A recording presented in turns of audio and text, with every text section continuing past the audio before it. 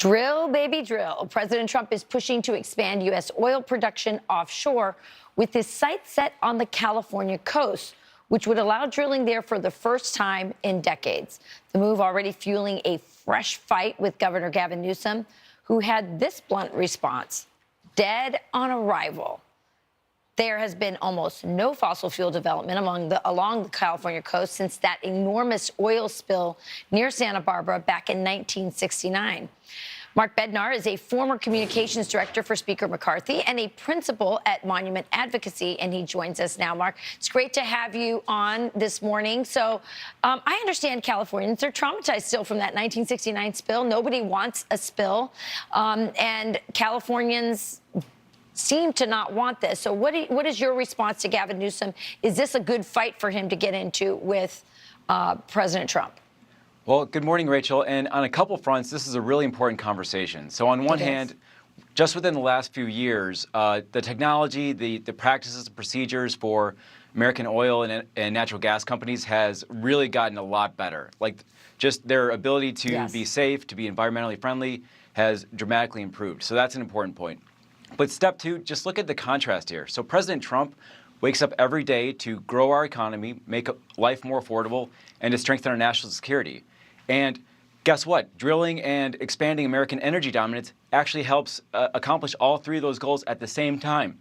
So for Governor Newsom to be opposed to bills or policies or procedures that actually enhance and expand American energy production, that is completely nonsensical. And this comes at a time when gas prices in California are actually 50% higher than the national average. Yeah, I want you to look at those prices. I mean, right now, it's at $4.67. I think we have a full screen here.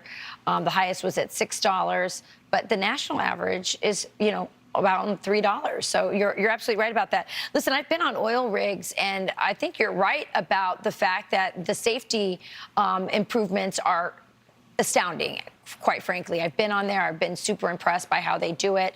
And also, they're importing in California gas from Brazil, from Iraq, from Saudi Arabia. And I know that there's also, I think, from Guyana as well. So what do you say to that? Well, it's really interesting. Over the course of the last 25 years or so, America has become the global leader in oil and natural gas production while simultaneously reducing our emissions by about 15%. In that same time, China has tripled their emissions. So anyone who's trying to say that American energy dominance is, not good for the world, not good for the environment, not good for the economy, that's just unilaterally tying one arm behind our back. And Rachel, it's important for your viewers to know, because you guys do a better job than anyone of pointing out the cultural and political threats to the American way of life. And the next phase and kind of the frontier of the socialist push in this country is about this discussion on energy, because it's not about conservation, it's about control.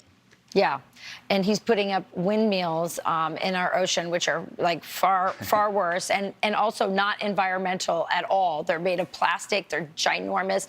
They kill birds and whales, and nobody knows how to recycle them. It's impossible. So great points. Thanks for joining us this morning, Mark, and we'll have you back. Thanks, Rachel. You got it.